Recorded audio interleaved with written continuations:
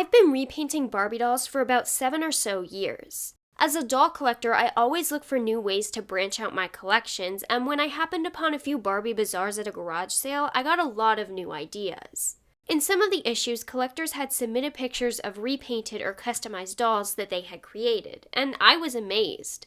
The rest, for me, is history. Over my time repainting, I have in total created 3 custom Rose Tyler Barbie dolls, the one in this video included. My first Rose doll is one of my earliest custom projects, and therefore is also one of my worst. That's why today's doll is so special. I've been able to track my progress in repainting skills quite well between my first attempt in 2017 and where I am today. This project was the first time that I swapped 2 different Barbie dolls' heads. I realized that one of the main reasons my past attempts hadn't turned out as well as I would have liked was because I just used any blonde made-to-move Barbie that was available.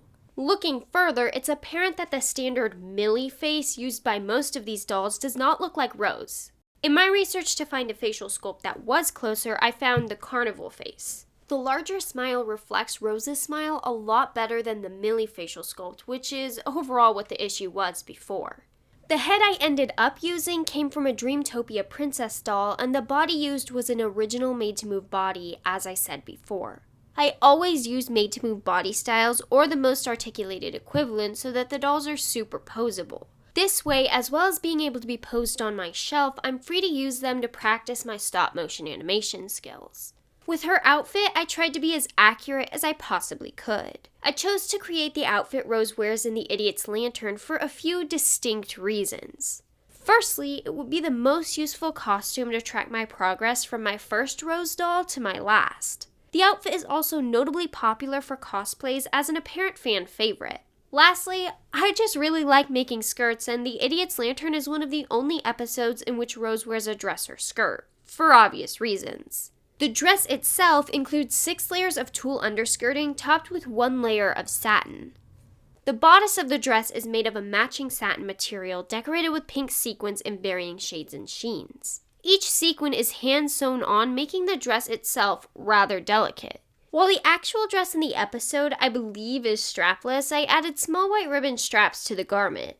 These straps are similar to those made for regular strapless dresses to hang on hangers, but in this case were created just so that the top would stay in place. The back closure of the dress is Velcro, and while it doesn't lay very nicely, I chose this closure because it holds well and is a bit more flexible than snaps in my experience. Noting that the majority of the top of the dress will always be covered, I decided that it would be better to have a hardy closure rather than a decorative one. The gray jacket was a little tougher to create, believe it or not. The actual jacket worn in the episode has a lot of extra stitching that you don't notice at first glance. Some of this had to be cut from my miniature reproduction, but I attempted to put in what I could without overcomplicating the item. This included the seams that run vertically up the back of the jacket and the matching seams that run down the sleeves. The jacket itself is a front zipping item that includes an overlapping snap closure at the base. There are 2 pockets on the jacket, one on each side of the zipper. Both of the pockets are real, although it's unlikely that I'll ever create something small enough to utilize their functionality. The right breast pocket has a tiny silver grommet in place of the silver snap on the actual costume. The left breast pocket has a pink glittery flower ornament with a pearly center matching the brooch on the real jacket.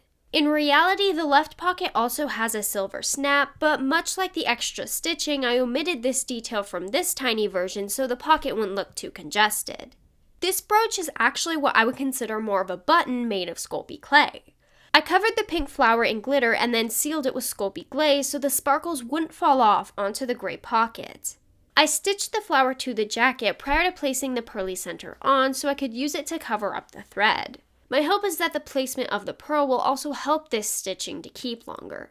Besides the details on the pockets, there is also a silver grommet on the collar of the jacket. This is in place of where the actual costume has a few snaps to create a second overlapping closure like at the jacket's base. The final missing detail of the jacket is the small zipper pocket that would have been above the left breast pocket. I chose to leave this out on purpose because the item isn't big enough for a real zipper to be put in, and I felt that adding a fake zipper here would look tacky in contrast to the actual zipper closure. The fishnet stockings are the last portion of the outfit in general and are the only piece that I did not make or customize in any way. I bought them from an Etsy seller because I knew I wanted stockings instead of regular tight-like pantyhose, strictly because I've noticed they work a bit better on made-to-move bodied dolls. Some other factors, including my struggles while working with netting materials, also apply. I'll link the Etsy seller in the description for those who wish to learn more about who made the stockings. This outfit also includes a lot of accessories.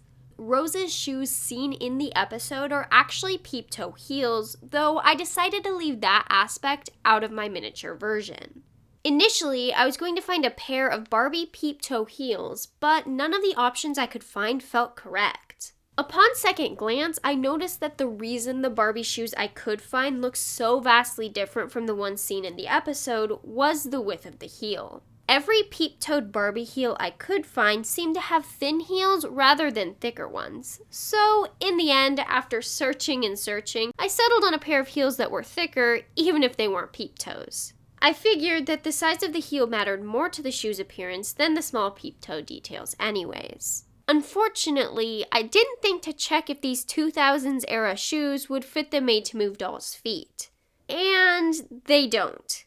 Well, not entirely. She is able to get her toe into them, but her heels, even without the stockings, don't want to go in. The shoes themselves started out a plain bubblegum pink, and with the addition of clay bows and handy painting from me, they turned out so accurate to the original costume that the simple fact that her feet don't fit into the heels doesn't bother me that much. Moving back upwards, I had to create the beautiful dangle earrings that Rose is seen wearing in the Idiot's Lantern. While making the earrings, I ended up having to reduce the number of crystals on each earring from the accurate 4 to 3 in order to keep them from hitting her shoulder. The earrings are made with Swarovski crystal beads to give a little extra sparkle to the outfit. On top, we have a satin headband in a fabric matching the dress. It has a wire frame that allows it to be fit to the size of her head perfectly so it can work around her hairstyle. Aside from the major components of the outfit, I also painted a pair of sunglasses that came on another doll I bought by mistake. Luckily, these sunglasses matched almost perfectly to the style worn by Rose in The Idiot's Lantern, so I was able to paint them pink to complete the outfit. Moving forward onto the painting process, this time-lapse, while very fast, completely shows the customization from start to finish. I started with the eyes because they are always the more complicated feature to get right. This is especially true for female dolls because, in general, they have more distinct eyelashes that are very thin and easy to mess up. Overall, while completing this process, I used a combination of acrylic paints, Prismacolor colored pencils, Derwent colored pencils, and Faber-Castell colored pencils, and I think the face looks fairly close to Rose. When it comes to the hair studio, though, I am not a hairdresser, by any means. The hairstyle is honestly my least favorite part about this doll. I did not notice until I was all done with everything hairsprayed in place that the updo in the back was not only too large, but also very lopsided. To fix this as much as I possibly could, I added a 3-tiered dangle hair clip using the same crystals I used for the earrings to the side that's opposite of the bun. Now, while she can't put on the scooter helmet that I do indeed have for her, at least it looks decent enough to be considered complete. All of the elements of the outfit come together quite well with the finished doll face. I'm actually very glad of this because something about her face seemed off while her hair was still down. Unfortunately, even with one tier of crystals removed from the earrings, they still don't freely dangle. The removal of the 4th crystal did stop them from hitting her shoulders, but the placement of the jacket collar interferes with them as they are. The pink shade of the sunglasses is actually a little bit more peachy than the shades used in the rest of the outfit. This strikes me as a little odd against the rest of the pieces, though it doesn't affect the appearance of the project much overall. The headband that hides behind the sunglasses is no longer removable from the hairstyle, not only because of the amount of hairspray used on it, but in the fact that the headband ends are actually contained underneath the hair that leads into the bun. This isn't really an issue though, as my dolls are just made for display and possibly stop motion work. On her right hand, she has a pink ring stuck to her ring finger. In the actual costume, this large disc-like ring looks to be made out of plastic, but I decided to add a pink crystal to it instead. Overall, I feel this doll turned out really well. I love the fact that I'm able to see where I started from and how much I've grown through this project. From first attempt to second to this doll today, I hope you enjoyed this video, and I'd love to hear what you thought about the project in the comments below. This was a super fun project to work on, and I hope you'll enjoy the next to come.